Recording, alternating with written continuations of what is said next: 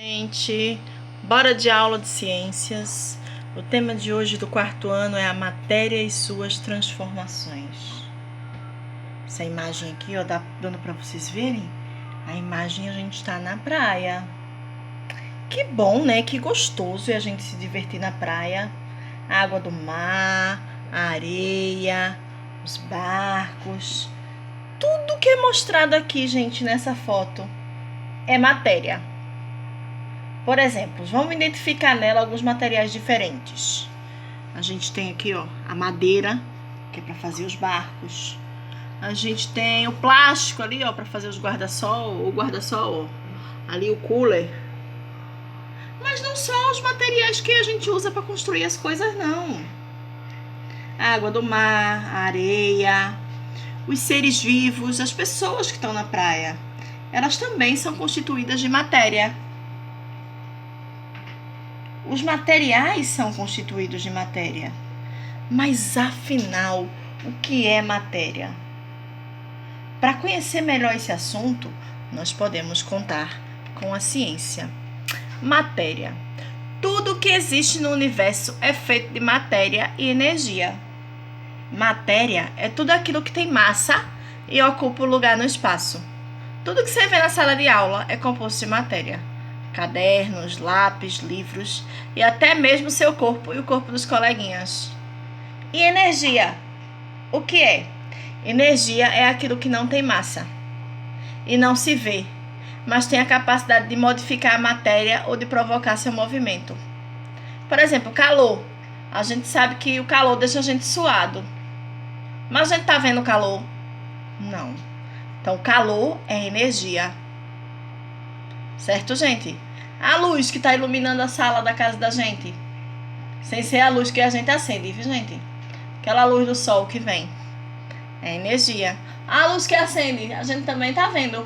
Que tem alguma coisa que fez com que aquela luz ali na sala, a luz no quarto, acendesse. Que iluminasse nosso ambiente. É energia. E é uma coisa que é importante vocês saberem, é que a matéria e a energia, elas não podem ser criadas nem destruídas. Elas podem ser somente transformadas. A gente pode transformar uma matéria, mas a gente não pode criar. A gente vai criar uma árvore. Ah, tia, eu posso plantar. A gente não vai criar ela, a gente vai plantar uma semente que já existe. Então, eu modifiquei aquela semente e transformei ela numa árvore quando eu plantei aquela sementinha no chão. Mas eu não criei aquela semente, não. Eu estou transformando. Então, a matéria e a energia, elas não podem ser criadas nem destruídas, somente transformadas. Gente, aí a gente tem que falar de uma coisa importante. A matéria, ela tem propriedades, ou seja, ela tem características próprias. Vamos conhecer algumas características próprias dessa matéria. A massa. A massa de um objeto, ela corresponde à quantidade de matéria que compõe aquele objeto. Ela é medida com o uso de uma balança. E o resultado é dado em grama ou quilograma, que a gente às vezes chama de quilo, né? Por exemplo, aqui eu tenho 2 livros. Ó. Um livro com massa de 500 gramas. Ele tem mais matéria do que um livro desses 2 aqui, ó, que só tem 100 gramas. Então, dizemos que o livro que tem 500 gramas é mais pesado, pois quanto maior a massa de um objeto, maior é seu peso. Por exemplo, eu tenho Pedro e Vitor. Pedro pesa 25 quilos. Vitor pesa... Tem 20 já? Vitor pesa 20. Então, quem é mais pesado? É Pedro, que pesa 25. Então, Pedro tem mais massa do que Vitor. Outra propriedade da matéria, ó, ainda falando de propriedade da matéria, da massa, a gente tem um exemplo aí de um balão, ó. A gente tem um balão em 3 momentos diferentes.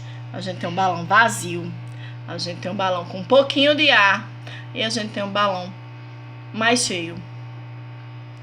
Se a gente tivesse colocado esse balão, se a gente fosse colocar esse balão numa balança, minha gente, em qual deles a massa seria maior? É lógico que seria no 3. Porque além do balão aqui, ó, dentro do 3 tem um monte de ar que a gente encheu. A gente não colocou o ar que a gente respira ali dentro. Então, por isso, a gente pode afirmar que o ar também é feito de matéria, mesmo que a gente não enxergue, porque ele ocupa um lugar no espaço. Ainda falando das propriedades da matéria, a gente tem o volume. O volume é o espaço ocupado pela matéria. Ou seja, qual das frutas do lado tem maior volume? A maçã ou a melancia? A melancia. Mas significa que ela é mais pesada? Nesse caso, sim. Mas se eu tenho, por exemplo, uma almofada daquelas bem grandona de sofá, bem fofinha, e tenho uma melancia, às vezes a minha almofada pode ser mais leve do que a melancia, gente, mas ela ocupa mais espaço. Então, se ela ocupa mais espaço, ela tem mais matéria. A unidade padrão de medida, gente, que é a unidade que a gente usa para medir a matéria, o volume, é o metro cúbico. Gente, as matérias, ela também tem outra característica, que é o estado físico.